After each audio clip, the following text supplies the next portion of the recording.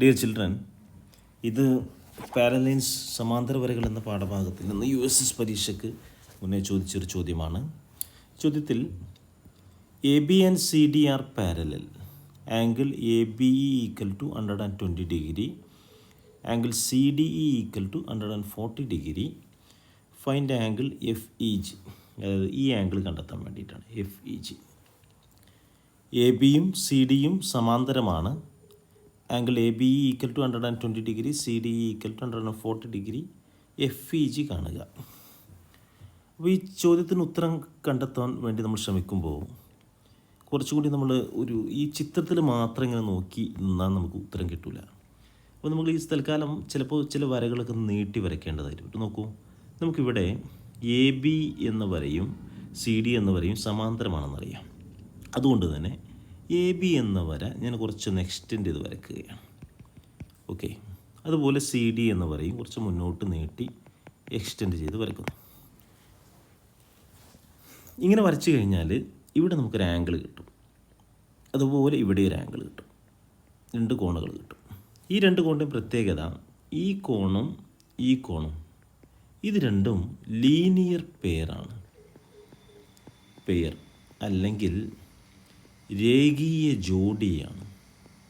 മുന്നേ പറഞ്ഞിട്ടുണ്ട്, രേഖീയ ജോഡി എന്ന് പറഞ്ഞാൽ ഒരു വരയെ മറ്റൊരു വര ഖണ്ഡിക്കുമ്പോൾ മറ്റൊരു വര ജോയിൻ ചെയ്യുമ്പോൾ ഉണ്ടാകുന്ന ഈ രണ്ട് കോണുകളെ പറയുന്ന പേരാണ് രേഖീയ ജോഡികൾ അല്ലെങ്കിൽ ലീനിയർ പെയർസ്. ഇതിൻ്റെ പ്രത്യേകത, ഇത് രണ്ടും കൂട്ടിയാൽ 180 ഡിഗ്രി കിട്ടും. അപ്പോൾ ഇതും ഈ ഒന്നാമത്തെ ഈ കോണും രണ്ടാമത്തെ ഈ കോണും ആഡ് ചെയ്താൽ 180 ഡിഗ്രി കിട്ടും. ഇവിടെ 120 ഓൾറെഡി തന്നിട്ടുണ്ട്.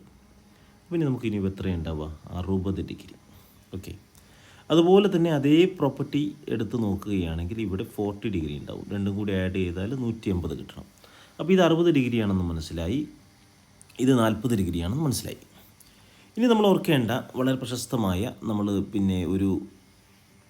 നോക്കൂ, ഓൾട്ടർനേറ്റ് ആംഗിൾ എന്ന് പറഞ്ഞ് നമ്മൾ മുന്നേ പഠിച്ചതാണ്. രണ്ട് സമാന്തര വരകളെ, രണ്ട് പാരലൽ ലൈൻസിനെ മറ്റൊരു ലൈൻ ഇങ്ങനെ കട്ട് ചെയ്യുമ്പോൾ ഉണ്ടാകുന്ന ഈ ആംഗിളും ഓൾട്ടർനേറ്റ് ആംഗിളാണ്. ഓൾട്ടർനേറ്റ് ആംഗിൾസ് എന്നാണ് പറയുക.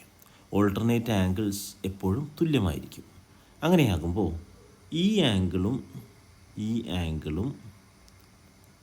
ഓൾട്ടർനേറ്റ് ആംഗിൾസ് ആണ്. അപ്പോൾ ഇതും 60 ഡിഗ്രിയായി. അതോടൊപ്പം തന്നെ ഇത് 40 ഡിഗ്രിയാണ്. ഇതിൻ്റെ ഓൾട്ടർനേറ്റ് ആംഗിളായി വരുന്നത് ഇതാണ്. ഇതും 40 ഡിഗ്രിയാണ്.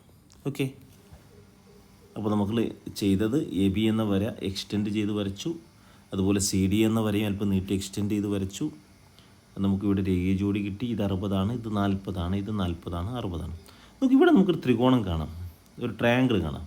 ബി ഇ, ഇവിടെ ഒരു പോയിൻ്റ്, ഇവിടെ വേണമെങ്കിൽ നമുക്ക് സി എന്ന് കൊടുക്കാം. സി, ഒരു ട്രയാങ്കിൾ കാണാം. ബി ഇ സി എന്ന് പറയുന്ന ട്രയാങ്കിൾ കിട്ടി.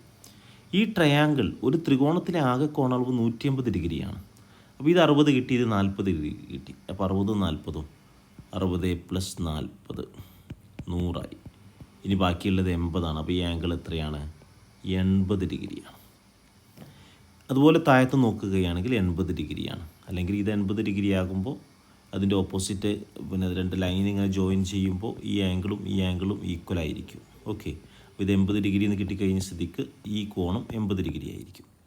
ഇനി നമുക്ക് ബാക്കിയുള്ളത് ഈ കോണാണ് കാണേണ്ടത്. നോക്കൂ, ഇവിടെ ഇപ്പോൾ ഇതൊരു രേഖീയ ജോഡിയായി മാറി, കണ്ടില്ലേ? ഇത് 80 ഡിഗ്രി. അപ്പോൾ ഇത് എത്ര ഉണ്ടാവും? 100 ഡിഗ്രിയാണ്. അപ്പോൾ ഈ ആംഗിളിൻ്റെ അളവെന്ന് പറയുന്നത് 100 ഡിഗ്രിയാണ്. അതാണ് ഈ ചോദ്യത്തിൻ്റെ ഉത്തരം. ഓക്കെ, വീഡിയോ മനസ്സിലാവാത്തവർ വീണ്ടും ഒന്നും കൂടി ഒന്ന് പ്ലേ ചെയ്ത് കാണുക. Next question. ഇവിടെ A B C equal to 140 degree തന്നിട്ടുണ്ട്. Angle C D E 100 degree.